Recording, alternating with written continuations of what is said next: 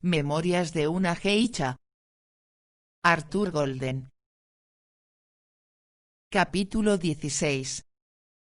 Mamea y yo cruzábamos a pie una tarde el puente de la avenida Sijo, camino del distrito de Pontocho, donde íbamos a recoger unos nuevos adornos del pelo pues no le gustaban los que vendían en Gion. Cuando se paró de pronto, un viejo remolcador pasaba bajo el puente resoplando y dejando tras él una estela de humo. Yo pensé que simplemente a Mamea le desagradaba aquella espesa humareda negra, pero un momento después se volvió hacia mí con una expresión incomprensible. ¿Qué pasa, Mamea-san?, pregunté. Más vale que te lo diga porque en cualquier caso te vas a enterar por cualquier otra persona, dijo. Tu amiguita Calabaza acaba de ganar el premio de las aprendizas, y se espera que lo gane una vez más. Mamea se refería al premio que se otorgaba a la aprendiza que más dinero hubiera ganado en el mes. Puede parecer extraño que existiera un premio de estas características,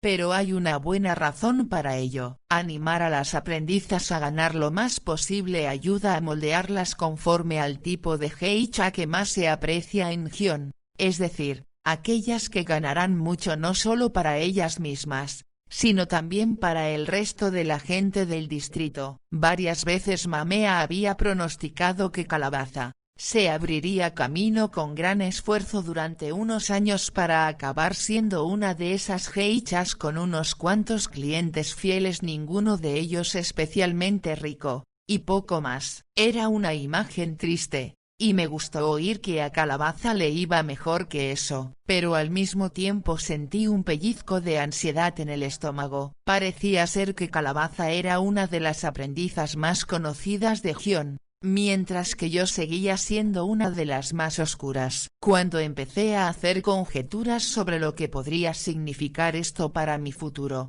me pareció que el mundo a mi alrededor se oscurecía. Lo más asombroso del éxito de Calabaza, pensaba yo allí parada en medio del puente, era que había logrado superar a una exquisita joven llamada Raya, que había venido ganando el premio durante los últimos meses. La madre de Raya había sido una famosa geisha, y su padre pertenecía a una de las familias más ilustres de Japón, poseedores de una riqueza casi ilimitada. Siempre que Raya pasaba a mi lado, yo me sentía como se debe sentir un simple perlano al lado de un salmón dorado. ¿Cómo se las había arreglado Calabaza para superarla? Ciertamente Atsumono no había dejado de empujarla desde el día mismo de su debut, tanto que últimamente había perdido tanto peso que ya no parecía la misma. Pero independientemente de todo lo que Calabaza se hubiera esforzado, ¿podría realmente llegar a ser más famosa que Raya? Oh,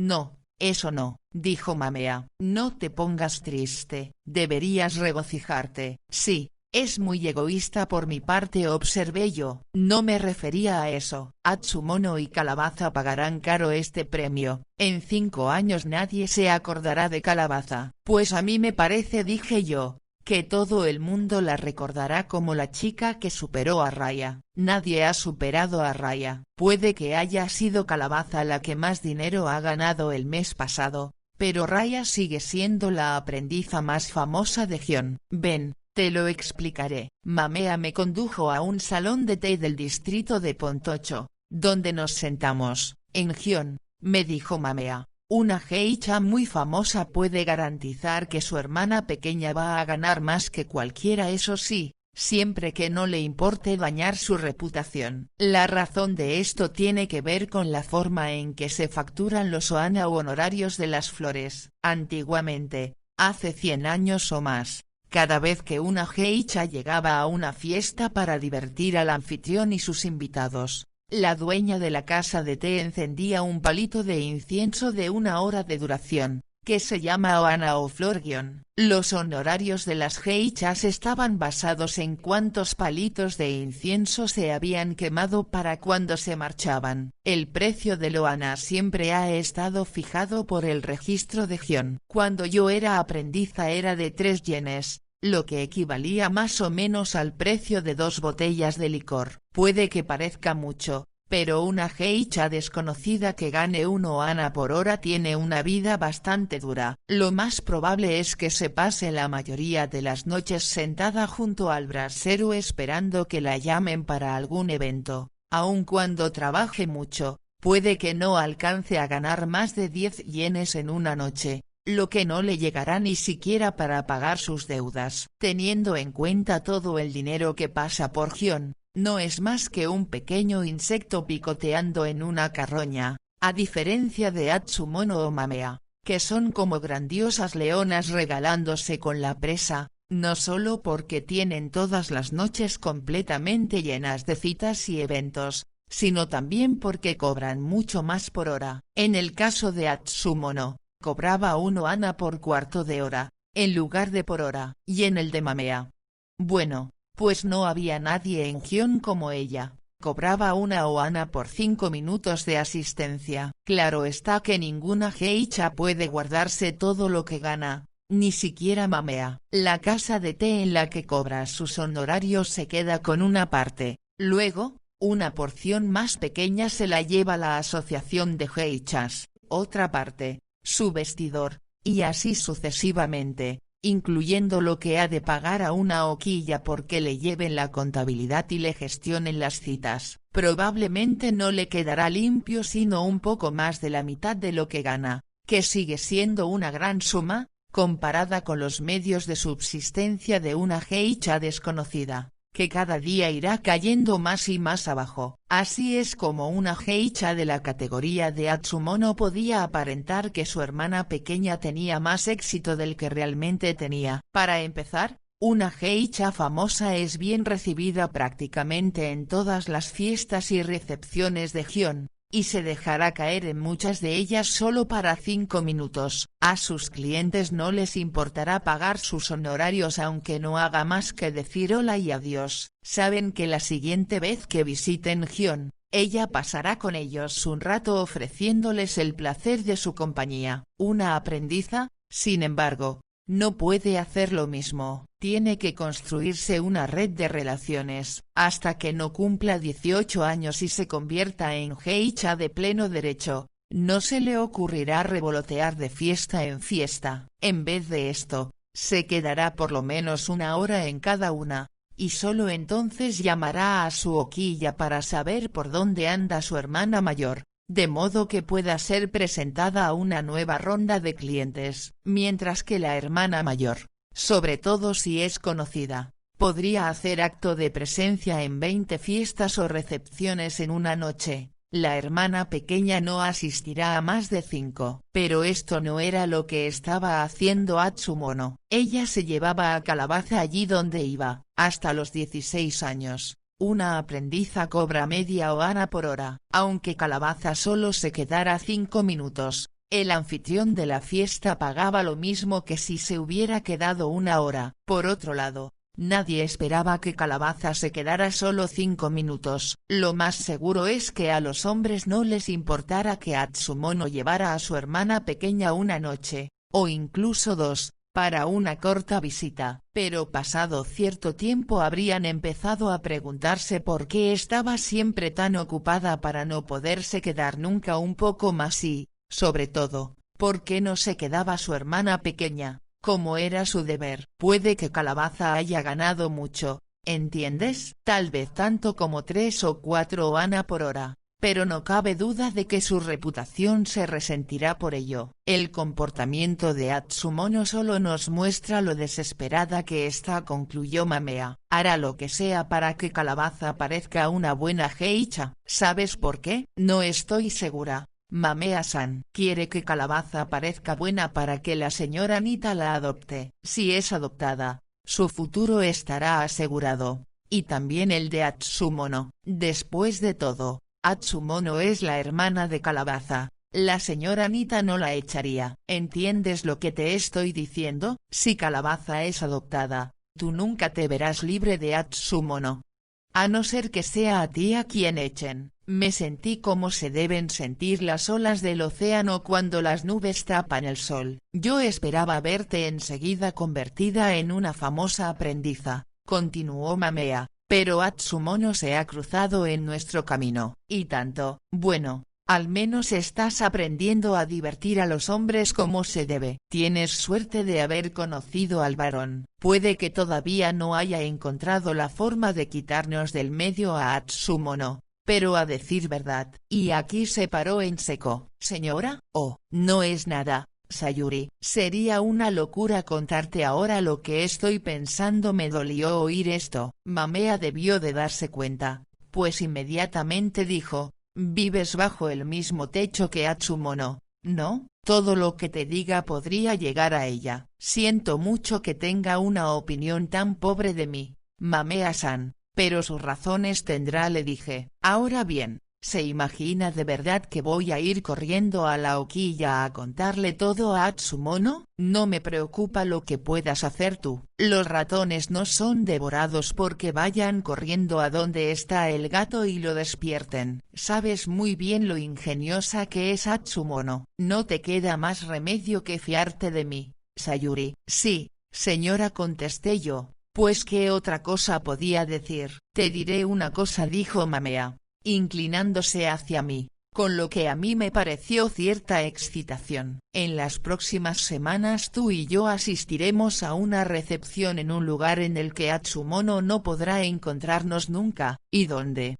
Si se puede saber. Pues claro que no puedes saberlo, ni siquiera te diré cuándo. Tú estate preparada. Cuando llegue el momento te enterarás de todo lo necesario. Esa tarde, cuando volví a la Okiya, me encerré arriba para consultar mi horóscopo. Varios días sobresalían en las siguientes semanas. Uno era el primer miércoles, que era un día favorable para viajar hacia el oeste. Pensé que, tal vez, Mamea planeaba sacarme de la ciudad. Otro era el lunes siguiente, que casualmente era también Dayan, el día más favorable de la semana budista de 6 días. Finalmente, el domingo de esa semana tenía una curiosa leyenda. Un equilibrio entre lo bueno y lo malo puede abrir la puerta del destino. Este era el que sonaba más misterioso. El miércoles no tuve noticias de Mamea. Unos días después me mandó llamar a su apartamento, un día desfavorable según mi horóscopo, pero era solo para comentarme un cambio en mi clase de ceremonia del té. Y entonces, hacia el mediodía del domingo, oí abrirse la puerta de la Okiya y dejé el samisen en la plataforma, donde había estado tocando un rato, y me abalancé hacia la entrada. Esperaba encontrar a una de las doncellas de Mamea, pero era el repartidor del herbolario con las hierbas chinas para la artritis que tomaba la tía. Cuando una de nuestras criadas tomó el paquete, y yo me volvía para seguir practicando con el samisen en la plataforma, observé que el repartidor intentaba llamar mi atención. Agitaba un trozo de papel de tal forma que solo yo podía verlo. La criada estaba a punto de cerrar la puerta, pero él dijo: «Perdone que le moleste, señorita, ¿podría tirar usted esto a la basura?». La criada lo encontró un poco extraño, pero yo agarré el papel y fingí que lo tiraba a la papelera del cuarto de las criadas. Era una nota sin firmar escrita de puño y letra por Mamea. «Pide permiso a la tía para salir. Dile que tienes cosas que hacer en mi apartamento y no llegues más tarde de la 1. Que no se entere nadie más a dónde vas». Estoy segura de que las precauciones que estaba tomando Mamea eran sensatas, pero en cualquier caso mamita estaba comiendo con una amiga y Atsumono y Calabaza ya habían salido. Solo quedaban en la Okiya la tía y las criadas. Subí directamente al cuarto de la tía y la encontré echando una pesada manta de algodón sobre el futón, preparándose para una siesta. Solo cubierta con el camisón, la tía no paró de temblar mientras yo le hablaba. Pero en el momento que oyó que Mamea me mandaba llamar, ni siquiera quiso saber la razón. Sencillamente me dijo que me fuera con un gesto de la mano y se arrebujó bajo la manta para dormir. Mamea estaba todavía en la calle cumpliendo con un compromiso cuando llegué a su apartamento, pero la doncella me llevó al vestidor para ayudarme con el maquillaje y luego trajo el kimono que Mamea había dejado dispuesto para mí. Yo ya me había acostumbrado a llevar los kimonos de Mamea, pero, en realidad, No es normal que una geisha disponga así de su colección de kimonos, puede que dos amigas se presten un kimono para 1 o 2 noches, pero es muy raro que una geisha de la categoría de Mamea muestre tanta amabilidad al respecto con una joven. De hecho, Mamea se molestaba mucho por mí, pues ella ya no llevaba estos kimonos de grandes mangas propios de las aprendizas y tenía que mandar que los trajeran del almacén donde los guardaba. Muchas veces pensaba que esperaba que yo le pagaría de alguna manera todas las molestias que se tomaba. El kimono que había dejado dispuesto para mí aquel día era el más bonito que yo había llevado hasta la fecha. Una seda naranja con una catarata plateada cayendo desde la rodilla a un océano de un azul pizarra. La catarata caía desde unos acantilados marrones, en cuya base se veían trozos de madera bordados con hilos de laca. Yo no me di cuenta,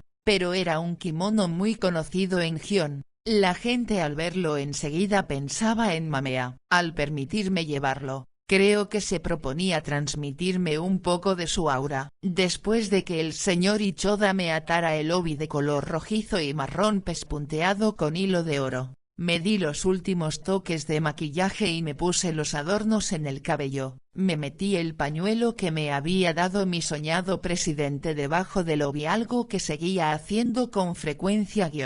Me miré al espejo y me quedé boquiabierta de lo que vi. Ya me parecía bastante extraño que Mamea hubiera decidido que yo tenía que lucir tan hermosa, pero por si esto fuera poco, cuando regresó se cambió y se puso un kimono de lo más sencillo. Era color pardo con un suave rayado gris, y el obi era también muy sencillo, estampado con diamantes negros sobre un fondo azul marino. Mamea tenía ese brillo sereno de las perlas, como siempre, pero las mujeres que la saludaron por la calle me miraban a mí. Desde el santuario de Gion, hicimos un trayecto de media hora en rickshaw en dirección norte, hacia una zona de Kioto donde no había estado nunca. Durante el camino, Mamea me dijo que íbamos a asistir a una exhibición de sumo, como invitadas de Iwamura Ken, el fundador de la compañía eléctrica Iwamura, de Osaka, quien, dicho sea de paso, era el fabricante de la estufa que había causado la muerte de la abuela. La mano derecha de Iwamura, Nobu Toshikazu, que era el director de la compañía, presenciaría también la exhibición a nuestro lado. Nobu era un gran aficionado al sumo y había ayudado a organizar la exhibición de aquella tarde. Debo decirte, me advirtió Mamea, que Nobu tiene un aspecto bastante peculiar. Lo dejarás impresionado si no te das por aludida cuando te lo presente. Después de decir esto, me miró como diciéndome que la decepcionaría enormemente si no lo hiciera. En cuanto a Atsumono, no teníamos por qué preocuparnos, pues hacía varias semanas que no quedaba una sola entrada para la exhibición. Por fin nos bajamos del rickshaw al llegar al campus de la Universidad de Kioto. Mamea me condujo por un camino de tierra flanqueado por unos pequeños pinos. A ambos lados del camino se alzaban unos edificios de estilo occidental, cuyas ventanas estaban divididas en pequeños cuadrados de cristal enmercados de madera pintada. Hasta aquel día, en que me sentí totalmente fuera de lugar en la universidad, nunca había pensado que mi mundo se reducía a Gion. A nuestro alrededor se veían jóvenes de piel suave, peinados con raya y algunos de ellos con tirantes. Al parecer, nos encontraban a Mamea y a mí tan exóticas que se paraban al vernos pasar e incluso se gastaban bromas entre ellos. Enseguida atravesamos una gran reja junto con una gran cantidad de hombres de más edad y bastantes mujeres, incluyendo a alguna geisha. En Kioto había muy pocos lugares cubiertos en los que se pudiera celebrar una exhibición de sumo, y uno de ellos era el antiguo paraninfo de la Universidad de Kioto. El edificio hoy ha desaparecido, pero por entonces, totalmente rodeado de edificios de estilo occidental,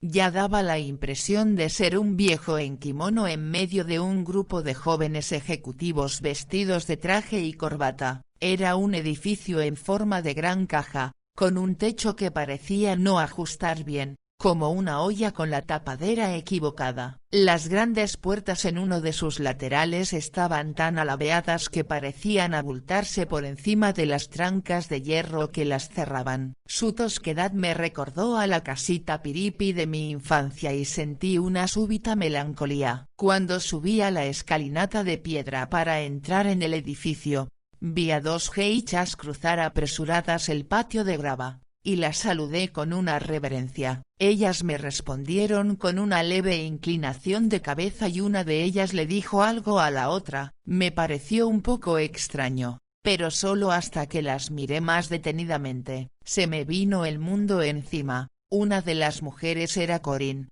la amiga de Atsumono. Volví a saludarla con otra reverencia, dando a entender que la había reconocido, e hice todo lo posible por sonreír. No bien miraron hacia otro lado. Yo le susurré a Mamea: Mamea-san, acabo de ver a una amiga de Atsumono. No sabía que Atsumono tuviera amigas. Es Corinne, está allí, o al menos estaba hace un momento, con otra geisha. Conozco a Corinne. ¿Por qué te preocupa tanto? ¿Qué puede hacerte? No podía contestar a esta pregunta. Pero si Mamea no estaba preocupada, yo tampoco tenía ninguna razón para estarlo. Mi primera impresión al entrar en el antiguo Paraninfo fue la de un enorme vacío elevándose hasta el tejado. Este espacio estaba bañado por la luz que entraba a raudales por unas ventanas practicadas en lo alto. El inmenso espacio resonaba con las voces de la multitud y estaba envuelto en una humareda procedente de los puestos de galletas de arroz tostadas que había fuera. En el centro se alzaba un montículo cuadrado,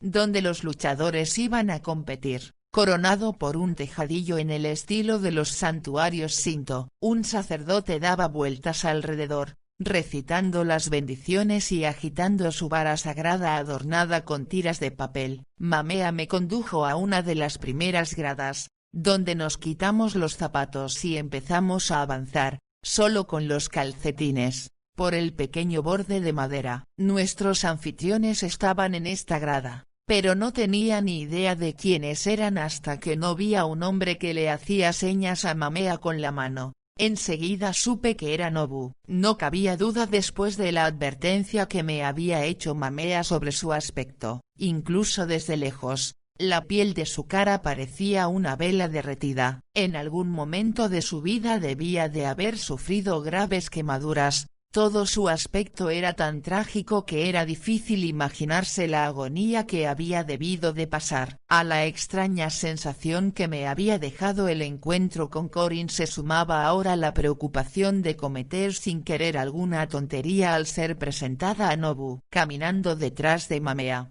fijé mi atención no en Nobu, sino en el hombre elegantemente vestido con un kimono a rayas que estaba sentado a su lado, en el mismo tatami. Desde el momento en que me fijé en él, me invadió una extraña calma. Estaba hablando con alguien del palco de al lado, de modo que solo lo veía por detrás, pero me resultaba tan familiar, que por un momento no podía entender lo que veía. Solo sabía que aquel hombre parecía fuera de lugar en aquella exhibición. Antes de poder pensar por qué, me lo imaginé volviéndose hacia mí en las calles de la aldea de mi infancia. Y entonces me di cuenta. Era el señor Tanaka. Había cambiado de una forma que no podría describir. Lo vi pasarse la mano por los cabellos grises y me sorprendió la delicadeza con la que movió los dedos. ¿Por qué me calmaba tanto mirarlo? Tal vez me había aturdido hasta tal punto el verlo que ni siquiera sabía cómo me sentía. Bueno,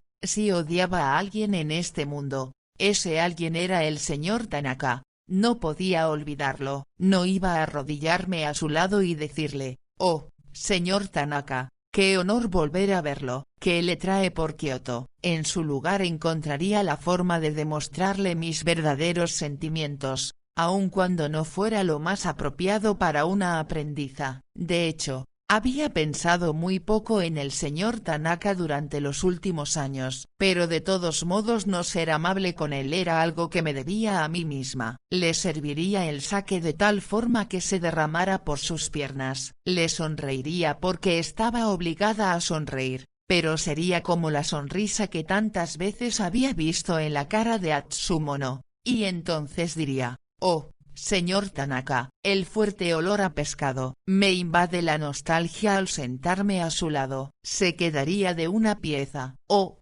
tal vez, esto otro. «Ay, señor Tanaka, pero si parece usted hasta elegante», aunque a decir verdad, al mirarlo, pues ya casi habíamos llegado al palco en el que estaba, me pareció realmente distinguido. Más distinguido de lo que nunca hubiera podido imaginar. Mamea ya había llegado y estaba arrodillándose para saludar con una profunda reverencia. Entonces el hombre volvió la cabeza, y vi por primera vez su ancha cara y sus afiladas mejillas.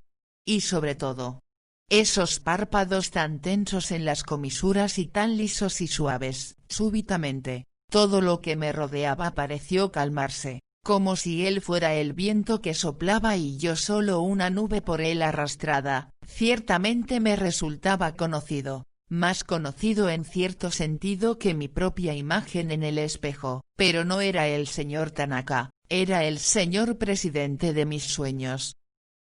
Capítulo 17. En toda mi vida solo había tenido con este presidente un brevísimo encuentro, pero desde entonces había pasado muchos momentos imaginándolo. Era como un trozo de una canción que llevaba desde entonces grabada en mi mente, aunque, claro, algunas notas habían cambiado con el tiempo, lo que significa que esperaba que su frente fuera más ancha y su cabello cano menos espeso. Me asaltó la duda de si sería el mismo, pero me sentía tan tranquila que enseguida supe sin vacilar que lo había encontrado. Mientras Mamea saludaba a los dos hombres, yo me quedé detrás esperando mi turno para hacer las reverencias, y si cuando intentara hablar mi voz sonaba como un trapo abrillantando la madera. Nobu me miraba, con sus trágicas cicatrices, pero no estaba segura de que el presidente hubiera reparado siquiera en mi presencia. Me intimidaba mirar en su dirección. Cuando Mamea ocupó su lugar y empezó a alisarse el kimono sobre las rodillas,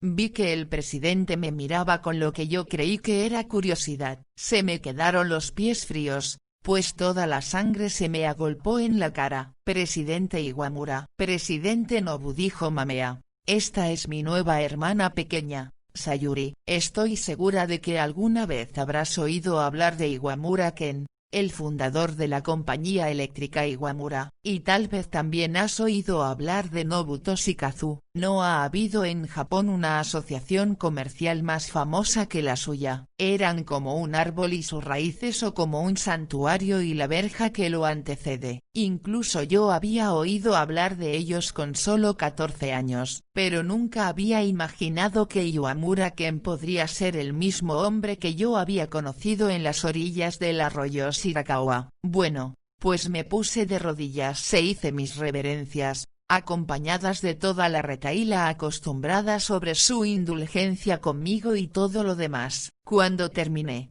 me fui a arrodillar en el espacio libre que quedaba entre los dos. Nobu se enzarzó en una conversación con el hombre que tenía al otro lado, mientras que el presidente estaba callado, con una taza de té entre las manos. A sus pies había una bandeja completa. Mamea empezó a hablar con él. Yo agarré la pequeña tetera y me aparté la manga para servirle. Para mi sorpresa, los ojos del presidente giraron en la dirección de mi brazo. Por supuesto, a mí me entraron ganas de ver por mí misma exactamente lo que estaba viendo él. Tal vez debido al tipo de luz del paraninfo, la cara interna de mi brazo parecía brillar con el suave destello de las perlas y tenía un hermoso tono marfil. Ninguna parte de mi cuerpo me había llamado la atención de este modo antes. Me daba cuenta de que los ojos del presidente no se habían movido, y mientras siguiera mirándome el brazo,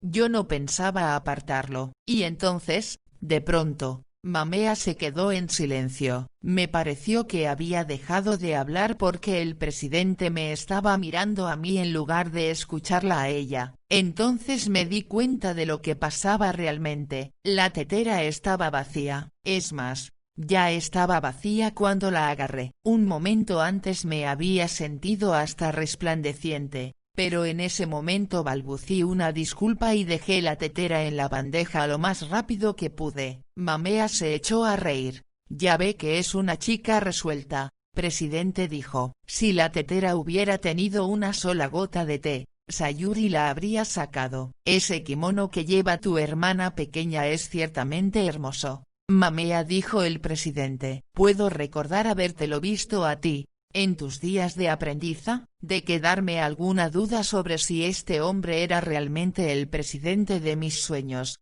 Esta se habría desvanecido al escuchar la conocida dulzura de su voz. Es posible, supongo, contestó Mamea. Pero el señor presidente me ha visto con tantos kimonos a lo largo de los años que no puedo creer que lo recuerde todos. Bueno, no soy distinto de los demás. La belleza me impresiona. Sin embargo, cuando se trata de los luchadores de sumo soy incapaz de distinguirlos. Mamea se inclinó hacia mí y delante del presidente me susurró. Lo que el presidente quiere decir es que no le gusta especialmente el sumo. A ver, Mamea, si estás intentando buscarme problemas con Nobu. Presidente, hace años que Nobu-san sabe cuál es su opinión al respecto. Sea como sea, ¿es esta la primera vez que asistes a una exhibición de sumo, Sayuri? Yo había estado esperando una oportunidad para hablar con él, pero antes de haber cogido aire para contestar,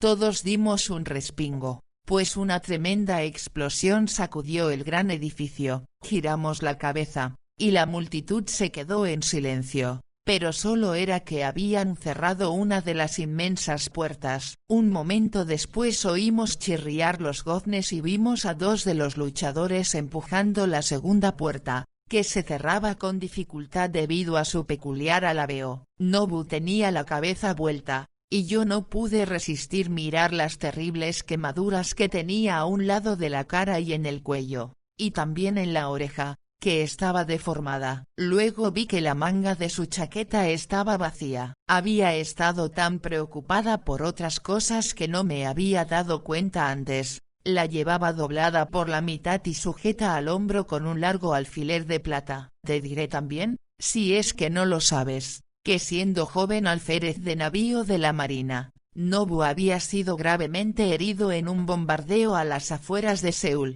en 1910. Cuando la anexión de Corea a Japón. Yo no sabía nada de su heroísmo, aunque, en realidad, la historia era conocida en todo Japón. Si no se hubiera asociado con el presidente y hubiera llegado a ser director de la compañía eléctrica Iwamura, probablemente habría sido un héroe de guerra olvidado. Pero tal como sucedió, sus espantosas heridas hicieron su éxito en los negocios mucho más notable. Así que se los solía mencionar juntos. No sé mucho de historia, porque en nuestra pequeña escuela nos enseñaban solo las artes de la geisha, pero creo que el gobierno japonés se hizo con el control de Corea al final de la guerra ruso-japonesa, y unos años después se decidió a incorporar Corea al nuevo imperio. Por supuesto, a los coreanos no les gustó nada. Nobu fue allí como parte de una pequeña fuerza cuya función era mantener las cosas bajo control. Un atardecer, acompañó al oficial al mando a girar visita en un pueblo cercano a Seúl. Al volver al lugar donde habían dejado los caballos, la patrulla fue atacada. Cuando oyeron el espantoso silbido de un proyectil, el oficial al mando intentó tirarse a una zanja. Pero era un hombre de edad que se movía a la velocidad de un percebe entre las rocas. Unos momentos antes de que el proyectil estallara seguía buscando un sitio seguro donde apoyarse. Nobu se tiró sobre el oficial en un intento de salvarle, pero él no lo entendió y trató de escapar. Logró alzar la cabeza. Nobu intentó volvérsela a bajar, pero entonces estalló el proyectil, matando al oficial e hiriendo gravemente a Nobu. Más tarde, ese mismo año, hubo que amputarle el brazo hasta el codo. La primera vez que vi su manga agarrada con un alfiler, aparté la vista, asustada. Nunca había visto a nadie que hubiera perdido un miembro, aunque de niña había visto a un obrero del señor Tanaka que había perdido la yema del dedo índice limpiando el pescado. En el caso de Nobu, Mucha gente pensaba que la amputación era el menor de sus problemas, pues toda su piel era como una enorme herida. Resulta difícil describir su aspecto, y probablemente sea incluso cruel por mi parte intentarlo. Me limitaré a repetir lo que en cierta ocasión oí decir a otra geisha hablando de él: siempre que lo miro, se me viene a la cabeza la imagen de una batata asada. Cuando las grandes puertas se cerraron, me volví hacia el presidente para contestar a su pregunta. Como aprendiza que era, tenía la libertad de sentarme con ellos sin decir palabra, como un florero, pero estaba decidida a no dejar pasar esta oportunidad, aunque no le causara sino una leve impresión, no mayor a la del pie de un niño en un suelo cubierto de polvo. Al menos sería algo. El señor presidente me preguntaba si era esta la primera vez que veía una exhibición de sumo. Dije: sí que lo es, y le quedaré muy agradecida por todas las explicaciones que tenga la gentileza de darme. Si quieres saber lo que pasa, dijo Nobu, mejor habla conmigo. ¿Cómo te llamas, aprendiza? No lo oí antes con todo el vocerío. Yo me volví hacia él, dándole la espalda al presidente con las mismas pocas ganas que un niño hambriento dejaría un pastel de chocolate. Me llamo Sayuri, señor, respondí. Eres la nueva hermana pequeña de Mamea, ¿no? ¿Por qué no te llamas Mame algo? Entonces, continuó Nobu, ¿no es esa una de vuestras costumbres? Sí, señor. Pero todos los nombres con Mame resultaron ser poco propicios, según el vidente.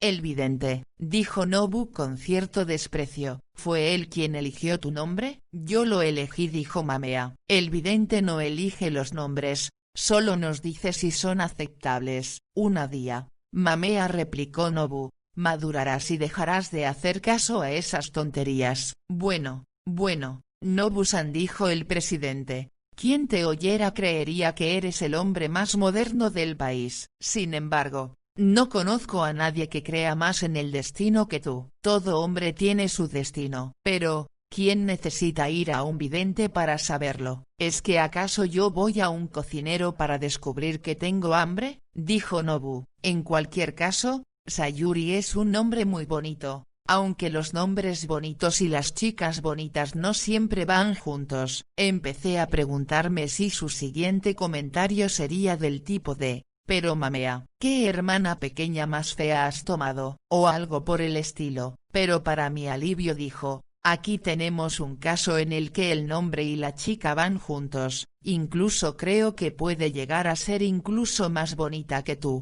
Mamea. Nobu-san, a ninguna mujer le gusta oír que no es la criatura más hermosa del mundo, especialmente a ti, ¿eh? Pues más vale que te vayas acostumbrando. Sobre todo tiene unos ojos maravillosos. Vuélvete, Sayuri, déjame que vuelva a verlos. No podía mirar al suelo, pues Nobu quería verme los ojos, ni tampoco podía mirarlo directamente sin parecer demasiado atrevida, así que tras deslizar la mirada a mi alrededor, como intentando guardar el equilibrio sobre una placa de hielo, finalmente la fijé a la zona de su barbilla. Si hubiera podido hacer que mis ojos dejaran de ver, lo habría hecho, pues los rasgos de Nobu parecían malamente modelados en arcilla. No debemos olvidar que entonces yo todavía no sabía nada de la tragedia que lo había desfigurado. Cuando empecé a hacer conjeturas sobre lo que podría haberle pasado,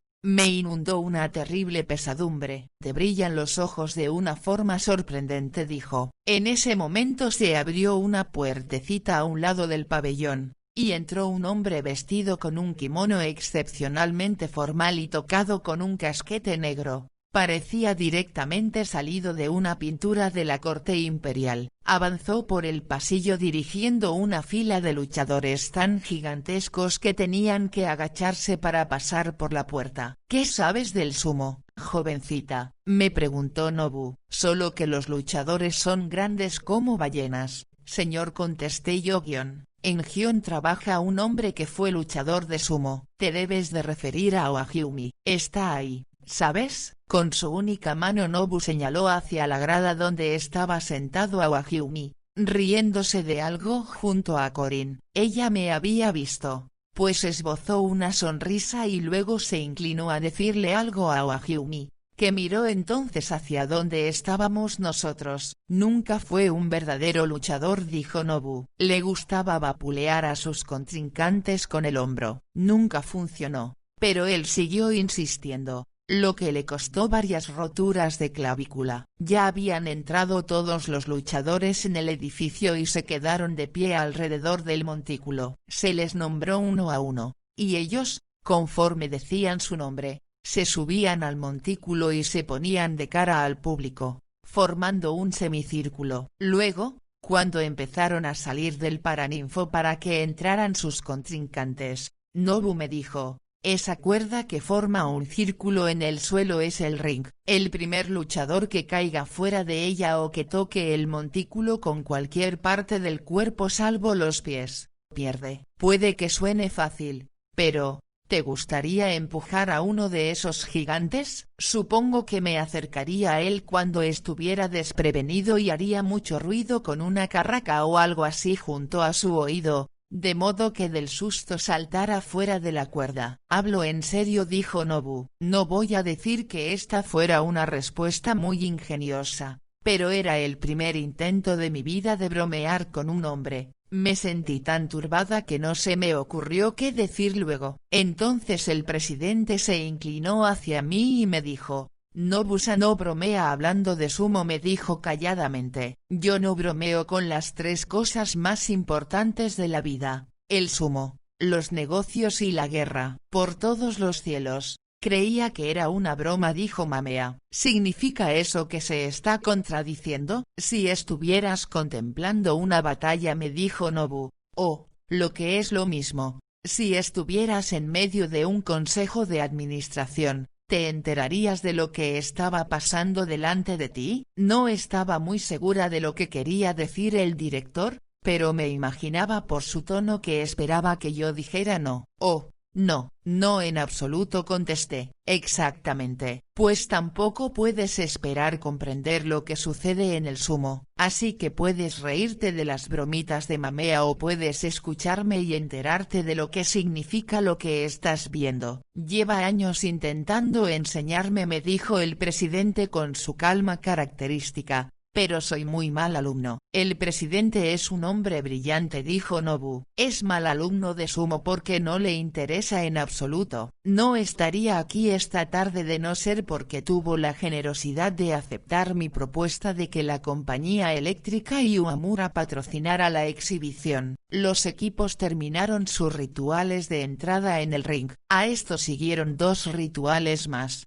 uno por cada uno de los dos yokozuna. Un yokozuna es el rango más alto a que puede llegar un luchador de sumo, como la posición que ocupa Mamea en Gion, según me explicó Nobu. No tenía razones para dudar de él, pero si Mamea tardara en entrar en una fiesta la mitad del tiempo de lo que tardaban estos yokozuna en entrar en el ring, nunca se la volvería a invitar. El segundo de los dos era bajo y tenía una cara de lo más peculiar. No era flácida, sino que parecía cincelada como la piedra, y con una mandíbula que me recordó la proa cuadrada de un barco de pesca. El público dio tales gritos vitoreándolo que yo tuve que taparme los oídos. Se llamaba Miyagi-yama, y si sabes algo de sumo, sabrás por qué lo ovacionaban como lo hacían. Es el mejor luchador que he visto, me dijo Nobu. Un poco antes de que empezaran los asaltos, el presentador enumeró los premios de los ganadores. Uno era una considerable suma de dinero ofrecida por Nobu Toshikazu, director de la compañía eléctrica Uemura. A Nobu pareció fastidiarle esto. ¿Qué tontería está diciendo? El dinero no lo he dado yo, lo ha dado la compañía. Le pido disculpas, presidente. Haré que le digan al presentador que corrija este error. No es un error, Nobu. Si consideramos todo lo que te debo, es lo menos que puedo hacer. El presidente es demasiado generoso, dijo Nobu. Le estoy muy agradecido. Y tras esto, le pasó una copa al presidente, se la llenó, y bebieron juntos. Yo esperaba que el primer asalto empezara no bien entraran en el ring los luchadores, pero en lugar de ello, se pasaron 5 minutos o más echando sal al montículo y, agachados, levantando alternativamente las piernas y dejándolas caer con un golpe seco. De vez en cuando se ponían en cuclillas y se miraban fijamente, pero cuando creía que ya iban a atacarse,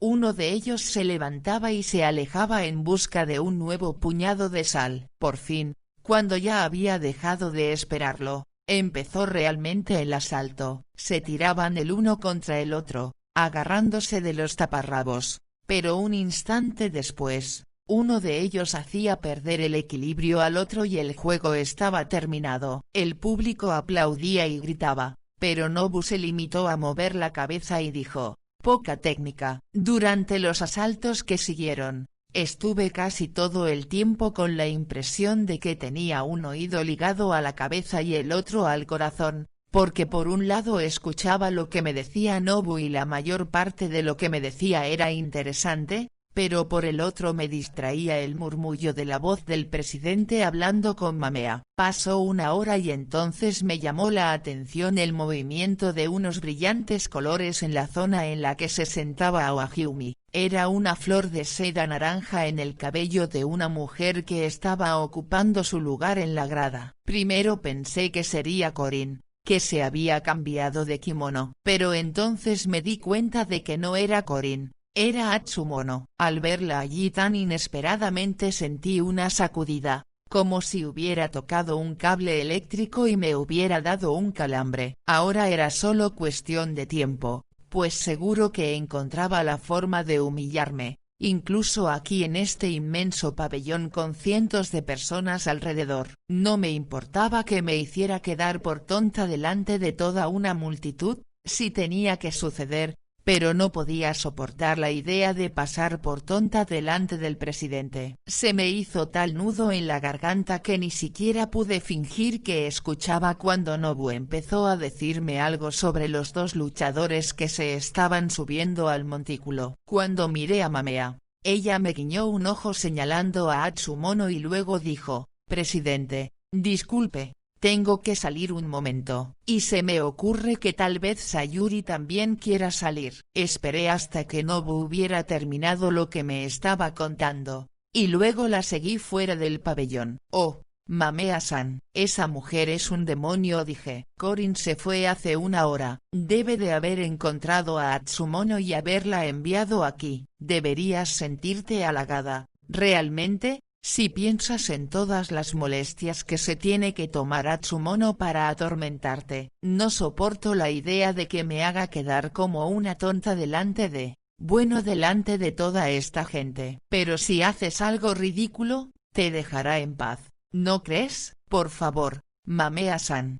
No me haga pasar vergüenza. Cruzamos un patio y cuando estábamos a punto de subir las escaleras del edificio que alojaba los servicios, Mamea cambió de dirección y nos adentramos un poco por un pasadizo cubierto. Cuando estuvimos seguras de que no nos oía nadie, me habló con voz queda. Nobu-san y el presidente han sido grandes protectores míos durante muchos años. Los cielos son testigos de que Nobu puede ser espantoso con la gente que no le gusta, pero con sus amigos es siempre tan fiel como un siervo con su señor. Y nunca encontrarás un hombre más de fiar que él. ¿Tú te crees que Atsumono aprecia estas cualidades? Lo único que ve cuando mira a Nobu es al señor Lagarto, como ella lo llama, Mamea-san. Anoche te vi con el señor Lagarto. Pero, ¿qué veo?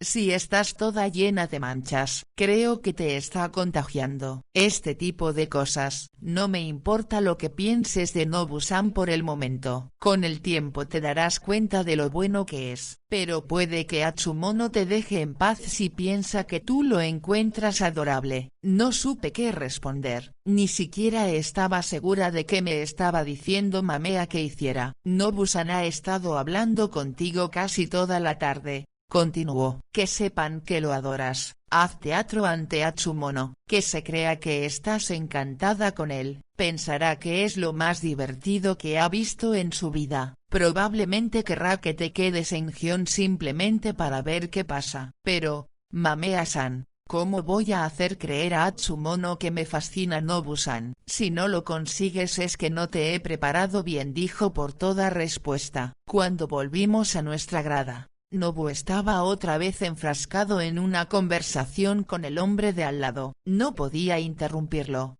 así que hice que estaba absorta mirando a los luchadores prepararse para el asalto. El público se iba poniendo cada vez más inquieto. Nobu no era el único que charlaba. Yo anhelaba poder volverme hacia el presidente y preguntarle si se acordaba de un día años atrás en que había enseñado a una niña lo que era ser amable, pero claro, no podía decir tal cosa. Además, sería desastroso que centrara en él mi atención mientras miraba a Tsumono. Nobu no tardó en volverse hacia mí y me dijo: estos asaltos han sido muy aburridos. Cuando salga Miyagi-yama veremos lo que es la verdadera técnica. Esta era mi oportunidad para darle coba, pero a mí me ha impresionado mucho lo que hemos visto hasta ahora, dije, y todas las cosas que el señor director ha tenido la gentileza de irme explicando me han parecido tan impresionantes que me cuesta creer que no hayamos visto lo mejor. No seas ridícula, me contestó Nobu. Ninguno de estos luchadores merece estar en el mismo ring que Miyagi-yama. Detrás del hombro de Nobu, en una grada bastante alejada, distinguía a Tsumono. Estaba hablando con Awahyumi y no parecía estarse fijando en mí. Sé que puede parecer una pregunta estúpida, dije, pero ¿cómo puede ser el mejor un luchador tan bajito como Miyagi-yama? Y si hubieras visto mi cara habrías pensado que no había en el mundo nada que me interesara más que el sumo. Me sentí ridícula, simulando estar totalmente absorta por algo tan trivial. Pero cualquiera que nos viera pensaría que estábamos contándonos los secretos más íntimos. Menos mal que precisamente en ese momento sorprendía a Tsumono mirándome. Miyagi-yama parece bajo solo porque los otros están mucho más gruesos, me estaba diciendo Nobu. Pero él presume mucho de su tamaño. Hace unos años un periódico publicó su talla y su peso verdaderos, pero él se ofendió tanto que hizo que un amigo le diera con un tablón en la cabeza y luego se atiborró a batatas y agua,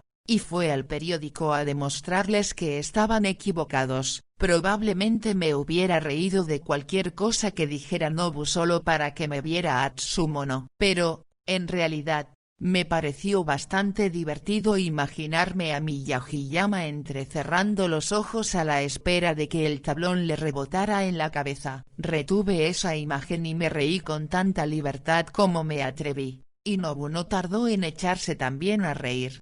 Tsumono debió de pensar que éramos los mejores amigos del mundo, pues la vi dando palmadas, divertida con lo que veía en sus ojos. Enseguida se me ocurrió la idea de hacer como si Nobu fuera mi presidente, y siempre que me hablaba, yo pasaba por alto su brusquedad e intentaba imaginar que era todo dulzura. Poco a poco me fui sintiendo capaz de mirarle la boca y borrar de mi mente las cicatrices y las manchas, e imaginar que eran los labios del presidente y que todos los matices de su voz eran una forma de comentar lo que sentía por mí. En un momento determinado creo que incluso llegué a pensar que no estaba en una exhibición de sumo, sino en una tranquila habitación, arrodillada al lado del presidente. No recordaba una dicha semejante en toda mi vida, como una pelota lanzada al aire que parece quedar suspendida, inmóvil, antes de caer. Yo me sentía suspendida en un estado de tranquila intemporalidad. Al echar un vistazo a mi alrededor,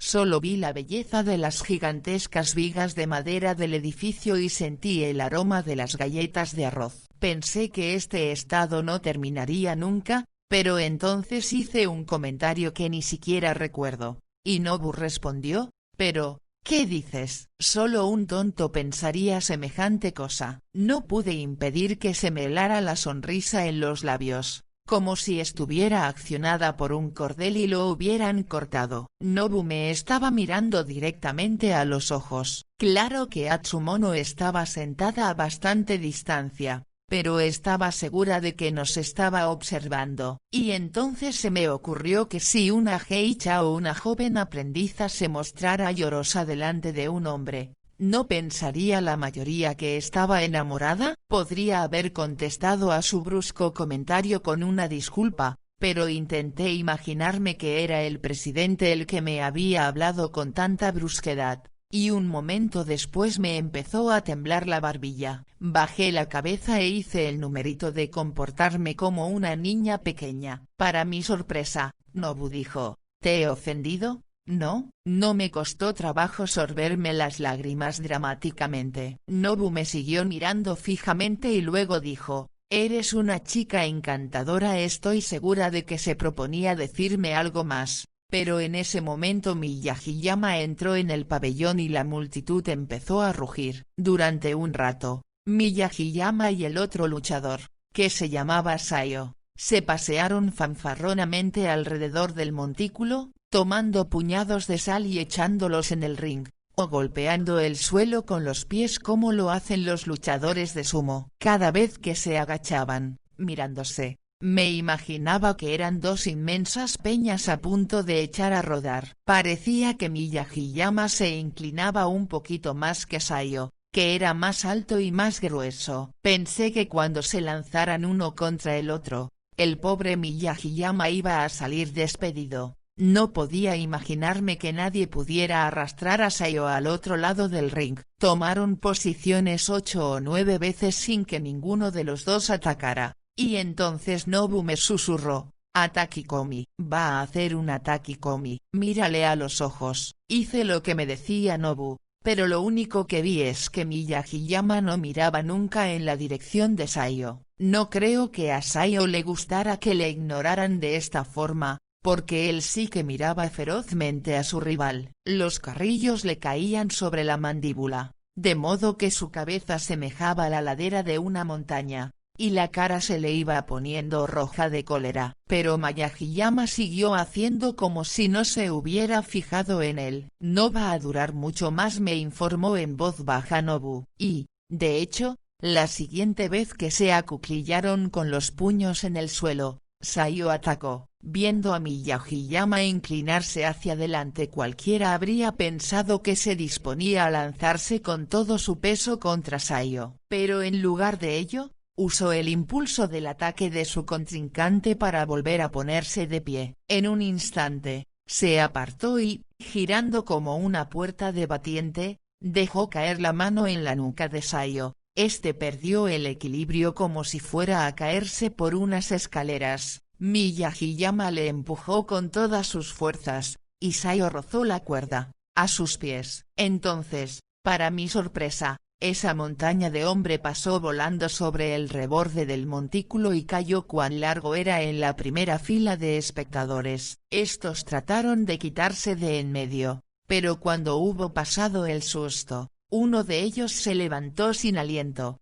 porque Sayo le había aplastado con un hombro. El encuentro había durado apenas un segundo. Sayo debía de sentirse humillado por su derrota, porque hizo la reverencia más breve de todos los que habían sido derrotados ese día y salió del pabellón mientras la multitud estaba todavía en pleno tumulto. Ese, me explicó Nobu, es el movimiento que se llama Atakikomi. ¿No es fascinante?, dijo Mamea, como deslumbrada. Ni siquiera terminó la frase. ¿Qué es fascinante?, le preguntó el presidente. Lo que acaba de hacer Miyagiyama. Nunca había visto nada igual. Pues claro que sí que lo has visto. Los luchadores hacen cosas así todo el tiempo. Bueno, pero esta vez me ha dado una idea, contestó Mamea. Más tarde, cuando regresábamos en Rikshawa-gion, Mamea se volvió hacia mí excitada. Ese luchador de sumo me ha dado una idea, me dijo. Atsumono no lo sabe,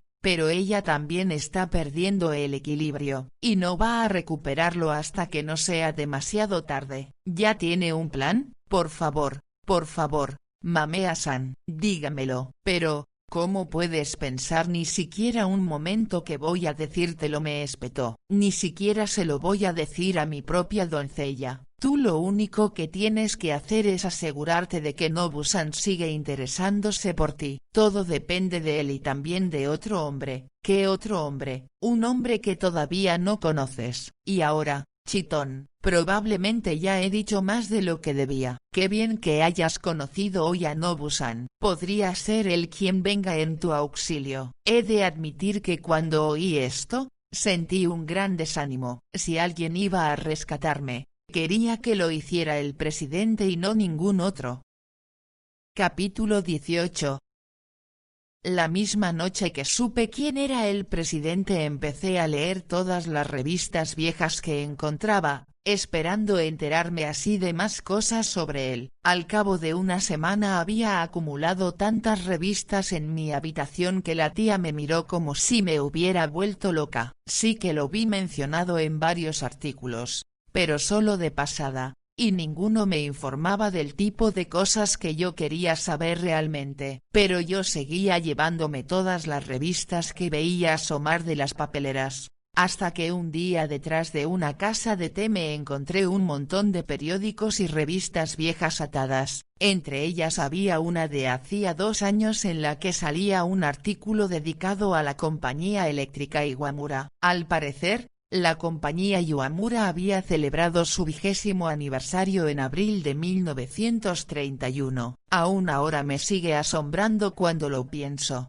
pero era el mismo mes del mismo año que yo conocí a su presidente en las orillas del arroyo Shirakawa. Habría visto su cara en todas las revistas, si por entonces hubiera tenido acceso a ellas. En cuanto tuve una fecha de referencia, me resultó más fácil encontrar otros artículos acerca del aniversario. La mayoría los encontré entre toda la serie de trastos viejos que tiraron después de la muerte de una abuelita en una hoquilla de nuestra misma calle. El presidente había nacido en 1890, según pude informarme, lo que significaba que pese a su cabello cano, no debía de tener más de 40 años cuando yo lo conocí. Aquel día me imaginé que presidiría una compañía sin importancia, pero me equivocaba. La compañía Iwamura no era tan grande como la compañía eléctrica de Osaka, su principal rival en el oeste del país, según todos los artículos. Pero la asociación del presidente Inobu los hacía mucho más conocidos que a los jefes de compañías más grandes. En cualquier caso,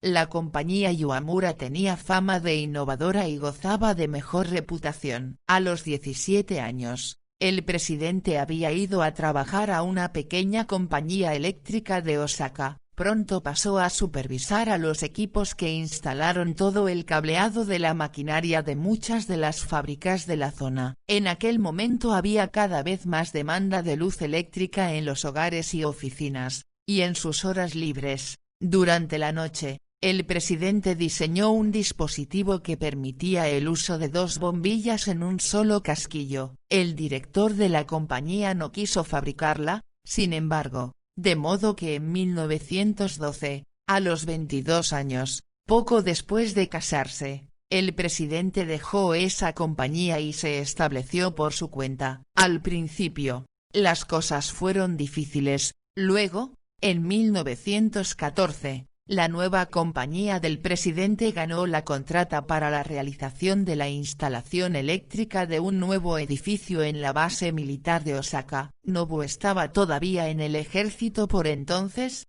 ya que debido a sus heridas de guerra le resultaba difícil encontrar trabajo en otro sitio, y le encomendaron la tarea de supervisar el trabajo de la nueva compañía eléctrica Iwamura. Él y el presidente no tardaron en hacerse amigos, y cuando al año siguiente este último le ofreció trabajar con él, Nobu aceptó sin pensárselo. Cuanto más leía sobre su asociación, más entendía que realmente estaban hechos el uno para el otro. Casi todos los artículos mostraban la misma foto de los dos. En ella, el presidente, vestido con un elegante traje de 3 piezas de tupida lana, sostenía en la mano el casquillo de cerámica apto para 2 bombillas, que fue el primer producto fabricado por la compañía. Por su expresión parecía que se lo acababan de dar y que todavía no había decidido qué hacer con él. Tenía la boca entreabierta, mostrando los dientes, y miraba amenazadoramente a la cámara,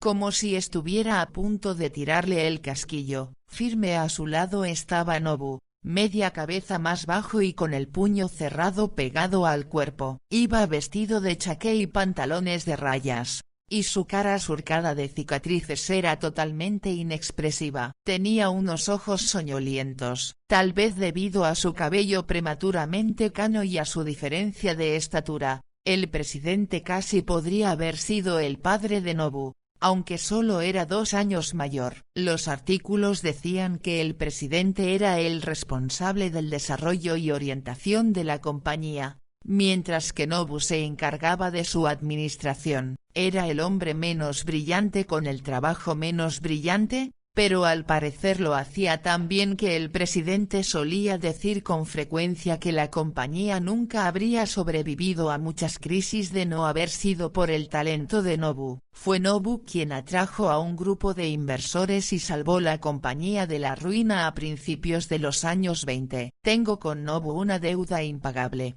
Era una frase del presidente que se citaba en casi todos los artículos. Pasaron varias semanas, y un día recibí una nota de Mamea para que fuera a su apartamento al día siguiente por la tarde. Para entonces ya me había acostumbrado a los valiosos kimonos que la doncella de Mamea solía tener preparados para mí, pero cuando llegué esa tarde y empecé a ponerme un kimono de entretiempo de seda escarlata y amarilla, que tenía un estampado de hojas sueltas en un campo de hierba dorada, me quedé estupefacta al ver que tenía una raja por detrás, lo bastante grande para que cupieran 2 dedos. Mamea todavía no había regresado, pero yo agarré el kimono y fui a hablar con la doncella. Tatsumi-san, le dije, ha sucedido algo verdaderamente preocupante. Este kimono está roto. No se preocupe, señorita, solo hay que zurcirlo. La señora lo pidió prestado esta mañana en una hoquilla de esta misma calle. No debió de darse cuenta, dije yo, y con la fama que tengo de destrozar kimonos,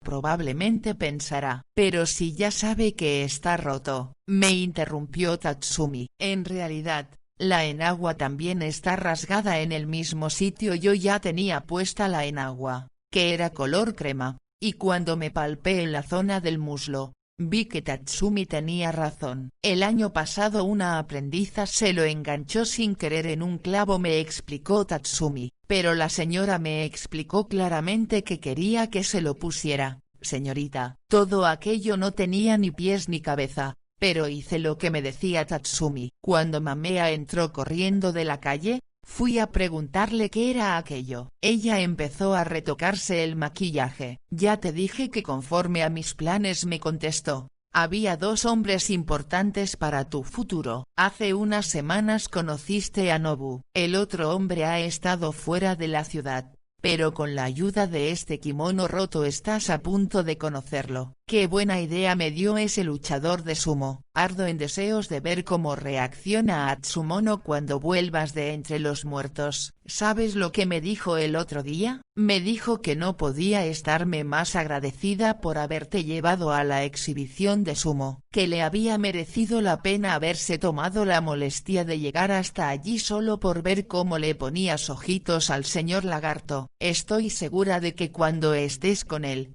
te dejará en paz, a no ser que se deje caer para ver por sí misma. En realidad, cuanto más hables de Nobu cerca de ella, mejor, pero no has de decir nunca ni una palabra del hombre que vas a conocer esta tarde. En cuanto oí esto empecé a sentirme fatal, aunque intentaba parecer contenta con lo que me había dicho, pues, como tal vez sabes, un hombre nunca tendrá una relación íntima con una geisha que haya sido amante de un socio. Una tarde, en los baños, muchos meses antes, había escuchado a una joven geisha que trataba de consolar a otra que acababa de enterarse de que su nuevo danna iba a convertirse en socio del hombre con el que soñaba. No se me había pasado por la cabeza al mirarla que yo también me encontraría un día en su misma situación. Señora, le dije, ¿me permite que le pregunte? ¿Forma parte de sus planes que Nobu-san llegue un día a ser mi danna? A modo de respuesta, Mamea bajó la brocha de maquillaje y me lanzó una mirada a través del espejo que podría haber detenido un tren. De verdad, Nobu-san es un hombre encantador. ¿Me estás sugiriendo que te avergonzarías de que fuera tu danna? Me preguntó. No, señora, En absoluto, no quería decir eso, solo hacía conjeturas. Muy bien. Pues entonces solo tengo dos cosas que decirte. En primer lugar, que eres una chica de 14 años totalmente desconocida. Serás muy afortunada si logras tener el suficiente estatus como geisha para que un hombre como Nobu considere la idea de proponerse como tu danna. En segundo lugar, Nobu-san no ha encontrado todavía la geisha que le agrade lo bastante para tomarla como amante. Supongo que te sentirás muy halagada de ser la primera. Me ruboricé de tal forma que me parecía que estaba incandescente. Mamea tenía razón, fuera lo que fuera a ser de mí en el futuro. Podía considerarme afortunada si se fijaba en mí un hombre como Nobu. Si Nobu era inalcanzable, cuánto más lo sería mi presidente. Después de haberlo vuelto a encontrar en la exhibición de sumo, había empezado a pensar en todas las posibilidades que la vida me ofrecía. Pero ahora, tras escuchar las palabras de Mamea, me sentí atravesando un océano de dolor. Me vestí rápidamente, y Mamea me condujo a la hoquilla en la que ella había vivido hasta hacía 6 años. Cuando pudo independizarse. En la puerta nos recibió una criada de edad, que chasqueó los labios y meneó varias veces la cabeza. Hemos llamado al hospital antes, dijo. El doctor se va a casa hoy a las 4, son casi las 3:30. No sé si te das cuenta. Lo llamaremos antes de ir. Kazuko-san, le contestó Mamea. Estoy segura de que me esperará. Eso espero. Sería terrible dejar a la pobre niña sangrando. ¿Quién está sangrando?, pregunté asustada, pero la criada solo me miró suspirando y nos condujo escaleras arriba hasta el pequeño rellano del segundo piso, que estaba abarrotado de gente. En el espacio de 2 tatamis, nos apretujábamos además de Mamea y yo y la criada que nos había conducido hasta allí, otras 3 jóvenes y una cocinera, muy alta y delgada y cubierta con un delantal impecable. Todas ellas me miraron con cautela, salvo la cocinera, que se echó una toalla al hombro y empezó a humedecer uno de esos cuchillos que se utilizan para cortar la cabeza del pescado. Me sentí como una rodaja de atún recién entregada por el pescadero, pues ya me había dado cuenta de que era yo la que iba a sangrar. Mamea-san, balbucí. Ya sé lo que me vas a decir, Sayuri me dijo, lo que me pareció interesante, pues ni yo misma sabía qué iba a decir. ¿No me prometiste antes de ser tu hermana mayor que harías todo lo que yo te dijera? Si hubieras sabido que también se incluía que me abrieran el hígado. Nadie te va a cortar el hígado, dijo la cocinera, en un tono que se suponía que debía de haberme tranquilizado, pero que no logró hacerlo. Sayuri, te vamos a hacer un cortecito en la piel, me dijo Mamea. Solo será un pequeño corte, lo bastante para que puedas ir al hospital y conocer a cierto doctor. El hombre que tú decía, ¿sabes?, es médico. Pero, ¿no puedo hacer que me duele el estómago? Lo dije totalmente en serio, pero todo el mundo se creyó que había hecho un chiste, pues se echaron a reír, incluso Mamea. Sayuri, todas lo estamos haciendo por tu bien, dijo Mamea. Solo tenemos que hacerte sangrar un poquito, lo bastante para que el doctor quiera echarte un vistazo. Un momento después, la cocinera había terminado de afilar el cuchillo y se puso de pie a mi lado, tan tranquila como si me fuera a ayudar a maquillarme, salvo que tenía un cuchillo en la mano. Kazuko, la criada anciana que nos había recibido, me apartó con ambas manos el cuello del kimono. Me entró pánico. Pero afortunadamente Mamea habló. Vamos a hacerle el corte en la pierna, dijo. No, en la pierna no, dijo Kazuko. En el cuello es mucho más erótico. Sayuri, por favor, vuélvete y enséñale a Kazuko el roto que tienes en el kimono, me dijo Mamea. Cuando hice lo que me pedía, continuó. ¿Cómo vamos a explicar el rasgón en la parte de atrás del kimono si el corte es en el cuello y no en la pierna? ¿Cómo se relacionan las dos cosas?, preguntó Kazuko. Lleva un kimono rasgado y tiene un corte en el cuello. No sé qué charlotea Kazuko, dijo la cocinera. Tú solo dime dónde quieres que le haga el corte, Mamea-san, y yo se lo haré. Estoy segura de que debía de haberme gustado oír esto, pero no me gustó. Mamea envió a una de las jóvenes criadas a buscar una barra de pigmento rojo del que se usa para perfilar los labios, y entonces lo pasó por la raja del kimono y me hizo una marca detrás del muslo, justo debajo de la nalga. «Tienes que hacérselo exactamente aquí», le dijo Mamea a la cocinera. Yo abrí la boca, pero antes de poder hablar, Mamea me dijo: «Túmbate y no te muevas, Sayuri, si nos retrasas más, me enfadaré». Mentiría si dijera que la obedecí gustosa, pero, claro, no tenía otra elección, así que me tumbé sobre una sábana extendida en el suelo y cerré los ojos, mientras Mamea me subía el kimono, descubriéndome casi hasta las caderas. «Recuerda que si el corte tiene que ser más profundo, siempre estás a tiempo de repetirlo», dijo Mamea. «Empieza con el más superficial que puedas hacer». Me mordí el labio en cuanto sentí la punta del cuchillo, y creo que también se me escapó un pequeño quejido, pero no estoy segura. En cualquier caso, sentí una presión y luego Mamea dijo: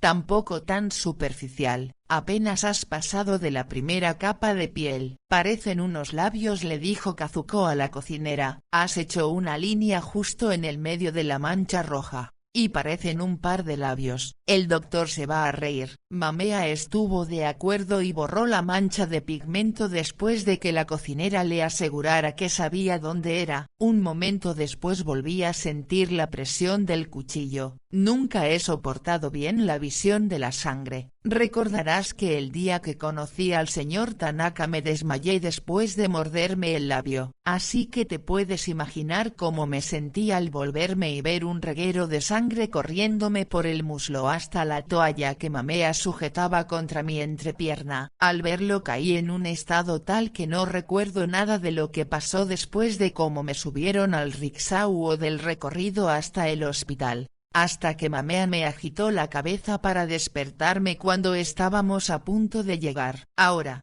escúchame, estoy segura de que te han dicho una y mil veces que tu tarea como aprendiza es la de impresionar a otras geishas, ya que ellas son las que te van a ayudar en tu carrera, y no preocuparte de lo que piensen los hombres. Bueno, pues olvídalo, en tu caso no va a ser así. Tu futuro depende de dos hombres, como ya te he dicho, y estás a punto de conocer a uno de ellos. Tienes que causarle buena impresión. ¿Me escuchas? Sí, señora. He oído todas y cada una de sus palabras, dije entre dientes. Cuando te pregunten cómo te has cortado la pierna, la respuesta es que estabas tratando de ir al servicio con el kimono puesto y te caíste sobre algo cortante. No sabes lo que era, porque te desmayaste. Invéntate los detalles que quieras. Solo tienes que estar segura de que suenas muy infantil. Y cuando entremos hazte la desvalida, a ver cómo lo haces. Eché la cabeza atrás y dejé los ojos en blanco. Supongo que así es como me sentía, pero a Mamea no le gustó nada. No te he dicho que te hicieras la muerta, he dicho que te hicieras la desvalida. Así, Mamea puso una mirada de aturdimiento, como si no pudiera enfocar la vista en ningún sitio, y se llevó la mano a la mejilla como si se sintiera desfallecer. Me hizo imitarla hasta que se sintió satisfecha de cómo lo hacía. Empecé mi representación cuando el conductor me ayudó a llegar a la entrada del hospital. Mamea caminaba a mi lado, arreglándome el kimono aquí y allá para asegurarse de que seguía pareciendo atractiva. Entramos y preguntamos por el director del hospital. Mamea dijo que nos esperaba. Finalmente, una enfermera nos condujo por una larga galería hasta una habitación polvorienta con una mesa de madera y un sencillo biombo que ocultaba las ventanas. Mientras esperábamos, Mamea me quitó la toalla que me había atado a la pierna y la tiró a una papelera. Recuerda, Sayuri me dijo en un susurro, queremos que el doctor vea que eres lo más desvalida e inocente posible. Échate y trata de aparentar que te sientes muy débil. No me costó ningún trabajo hacerlo. Un momento después, se abrió la puerta y entró el doctor Cangrejo. Su nombre no era realmente doctor Cangrejo, claro está, pero si lo hubieras visto, Estoy segura de que se te habría ocurrido el mismo nombre. Era tan cargado de hombros y tenía los codos tan salidos que si se hubiera puesto a estudiar su forma, no podría haber hecho una imitación mejor de un cangrejo. Incluso al andar, avanzaba primero un hombro, exactamente igual que los cangrejos que avanzan de lado. Tenía bigote, y pareció muy contento de ver a Mamea, aunque más con la expresión de sorpresa de sus ojos que con una sonrisa. El doctor Cangrejo era un hombre metódico y ordenado. Cuando cerró la puerta, giró primero la manilla, de modo que el pestillo no hiciera ruido y luego comprobó que había quedado bien cerrada. Tras esto, se sacó una caja del bolsillo del abrigo y la abrió con sumo cuidado, como si se pudiera derramar algo si él no iba continuo. Pero lo único que contenía era otro par de gafas. Tras cambiarse de gafas, volvió a guardarse la caja en el bolsillo y luego se alisó el abrigo con la mano. Finalmente, se me quedó mirando e hizo una pequeña y enérgica inclinación de cabeza, tras lo cual Mamea dijo: «Siento molestarle, doctor, pero Sayuri tiene un futuro tan brillante ante ella y ahora ha tenido la mala suerte de cortarse en la pierna, y con la posibilidad de que pueda quedarle una espantosa cicatriz o de que se le infecte. Pensé que solo usted podría tratarla adecuadamente». «Eso es», dijo el doctor Cangrejo, «y ahora, tal vez, ¿podría echar un vistazo a la herida?» «Lo siento, pero Sayuri se desmaya al ver la sangre,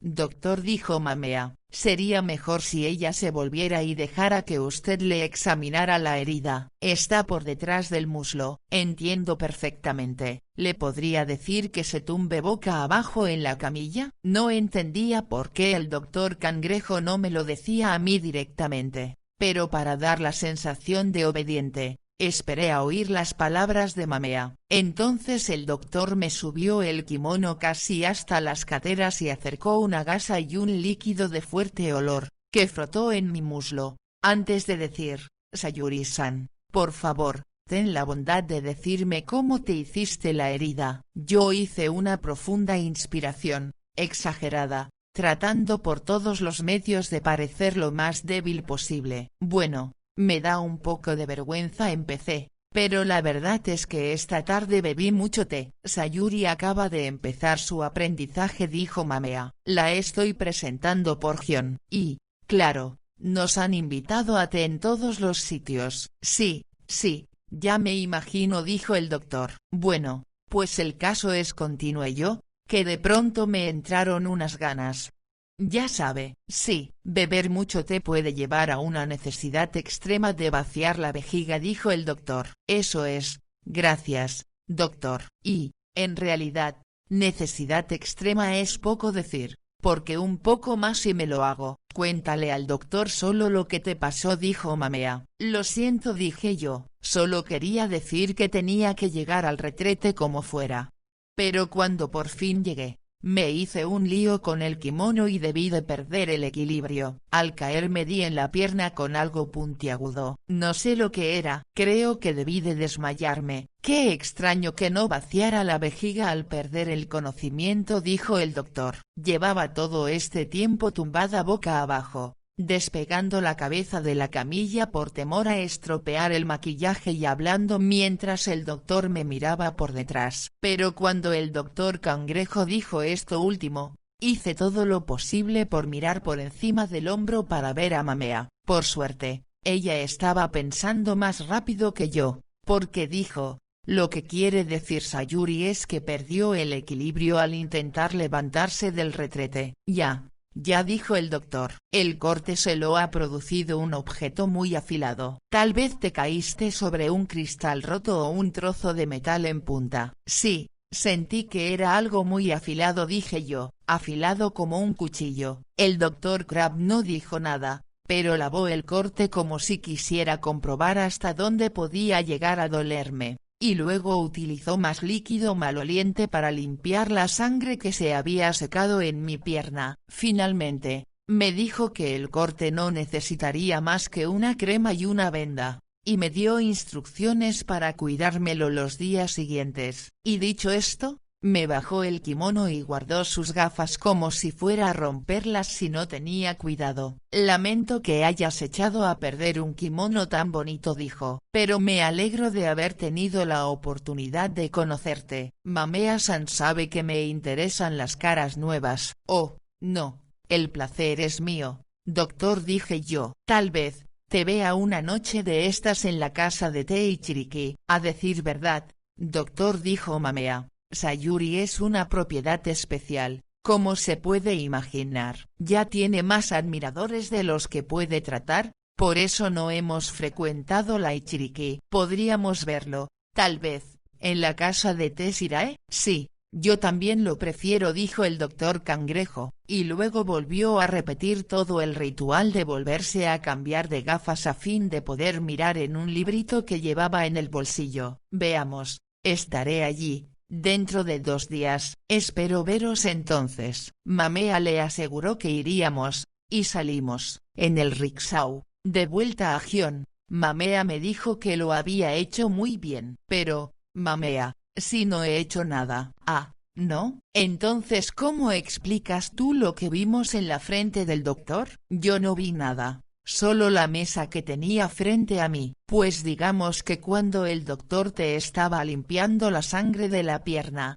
tenía la frente perlada de sudor, como si estuviéramos en pleno verano, pero la habitación no estaba ni siquiera templada. No creo. Pues ¿qué le vamos a hacer?, dijo Mamea. Yo no estaba muy segura de lo que hablaba Mamea ni qué pretendía exactamente llevándome a conocer a aquel doctor, pero tampoco podía preguntarle, pues ya me había dicho claramente que no me iba a contar sus planes. Y entonces, justo cuando el rickshaw cruzaba el puente de la avenida Shijo para devolvernos a Gion, Mamea se paró a mitad de lo que me estaba contando. No sabes, Sayuri, cómo te lucen los ojos con ese kimono. Los escarlatas y amarillos dan a tus ojos un brillo casi plateado. Pero qué tonta soy. Mira que no haberlo pensado antes. Conductor, llamó. Nos hemos pasado. Párese aquí, por favor. Me había dicho Tominaga-cho.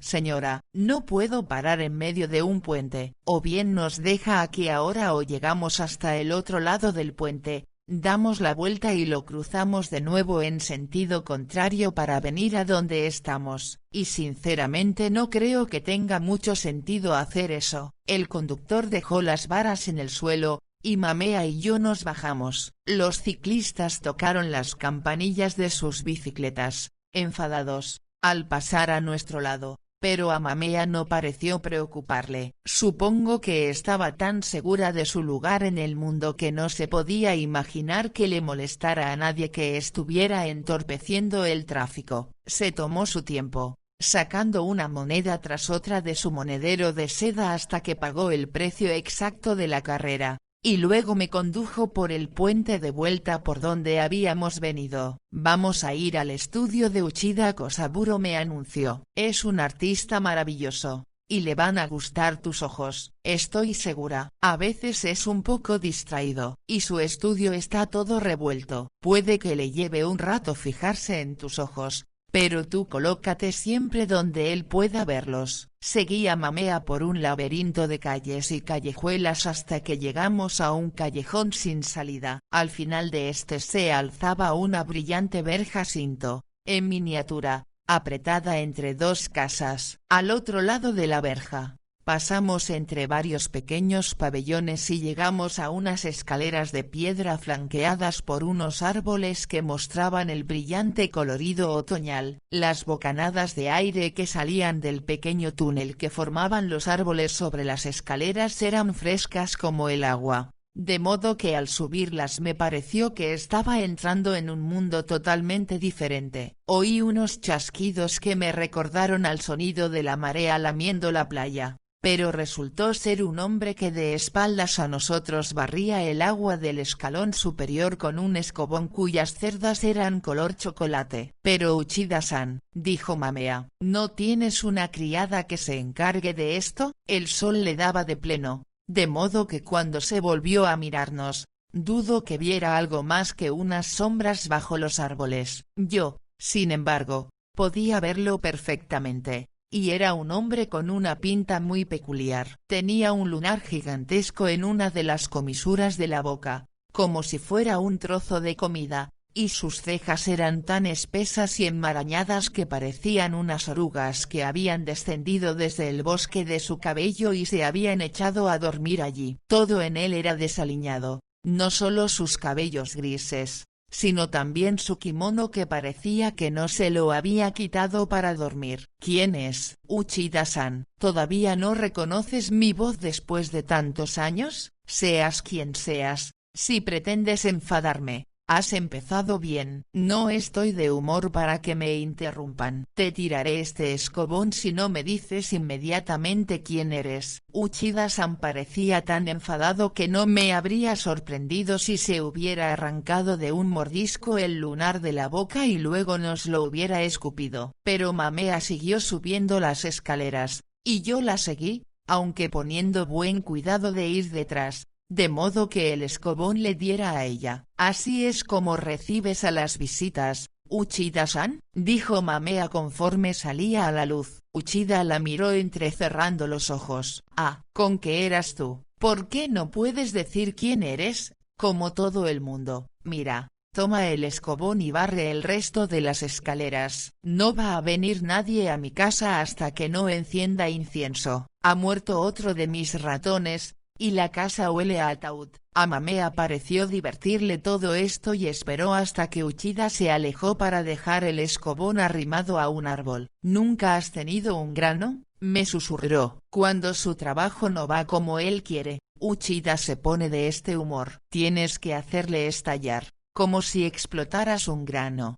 de modo que pueda volver a ser él mismo. Si no le das algo por qué enfadarse, empezará a beber y será aún peor». «¿Tiene ratones?», le pregunté en un susurro. «Dijo que se le había muerto otro ratón». «No, nada de eso. Lo que sucede es que deja fuera las barras de tinta, y los ratones se las comen y mueren envenenados. Yo le regalé una caja para meter las barras, pero no quiere usarla». Justo entonces se abrió una rendija de la puerta, pues Uchida le había dado un empujón y entrado sin más. Mamea y yo nos descalzamos. El interior era una sola habitación de estilo campesino. En un rincón ardía incienso, pero todavía no había surtido efecto, porque el olor a ratón muerto me golpeó con tanta fuerza como si alguien me hubiera puesto un pegote de barro en la nariz. La habitación estaba todavía más desordenada que la de Atsumono. Había pinceles por todas partes,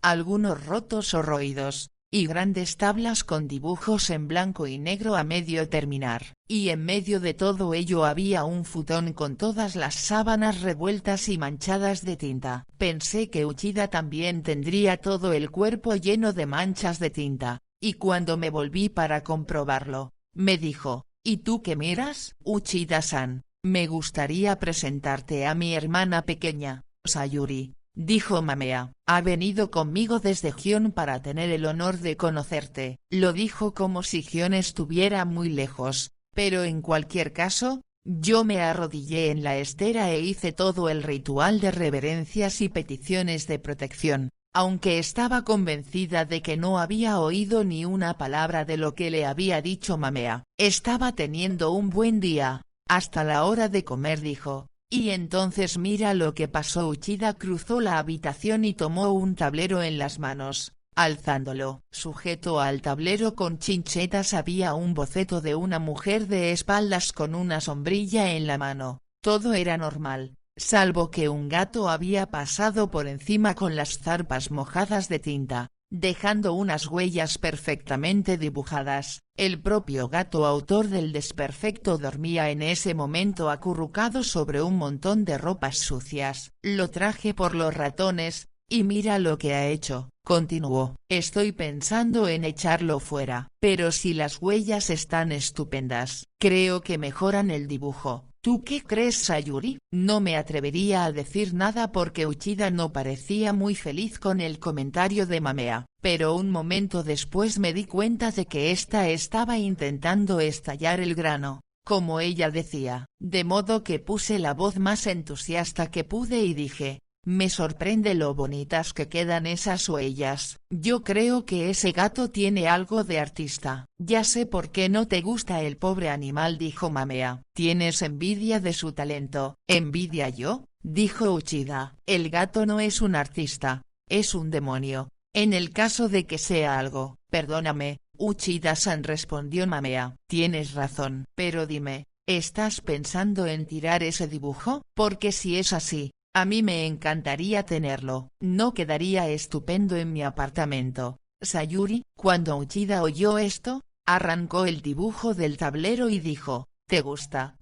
Pues vale, te voy a hacer 2 regalos con él, y entonces lo rompió en 2 y le dio las 2 partes a Mamea diciendo, este es uno, y este es el otro. Ahora, fuera. Me gustaría que no hubieras hecho esto, dijo Mamea. Creo que era el dibujo más bonito que has pintado nunca. Fuera. Oh, Uchida-san, no puedo. No sería una buena amiga si antes de irme no pusiera un poco de orden aquí. Al oír esto, el propio Uchida salió como un huracán de la casa, dejando la puerta abierta tras él. Le vimos dar una patada al escobón que Mamea había dejado apoyado en un árbol, y luego por poco se resbala y se cae al empezar a bajar por las húmedas escaleras. Pasamos la siguiente media hora poniendo un poco de orden en el estudio, hasta que Uchida volvió de mucho mejor humor.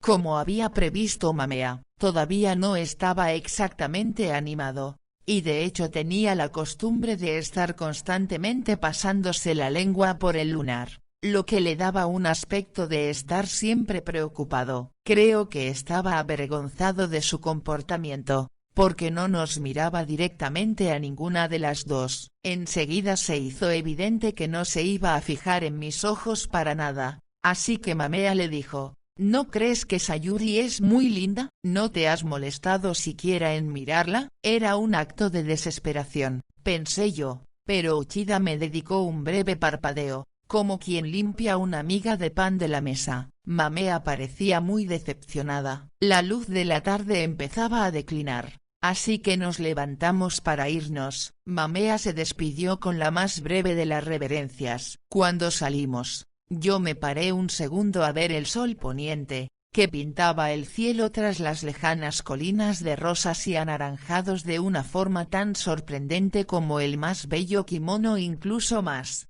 porque por magnífico que sea el kimono, las manos de quien lo lleva nunca iban a tener el brillo anaranjado que tenían las mías con aquella luz. Parecía que las había sumergido en una especie de materia iridiscente. Las subí y me quedé un rato observándolas. Mamea-san, mira, le dije, pero ella pensó que hablaba de la puesta de sol y se volvió a contemplarla con indiferencia. Uchida estaba parado en el umbral, atusándose sus grises cabellos con una expresión de concentración en el rostro, pero no era a la puesta de sol a lo que miraba, me miraba a mí. Si has visto alguna vez un famoso dibujo a tinta de Uchida Kosaburo de una joven en kimono, de pie, en un estado de total embeleso y con los ojos radiantes, bueno, pues él siempre insistió en que la idea se la dio lo que vio aquella tarde. Yo nunca lo creí. No puedo imaginar que un dibujo tan hermoso pueda estar basado simplemente en la visión de una jovencita observándose embobada las manos a la luz del atardecer.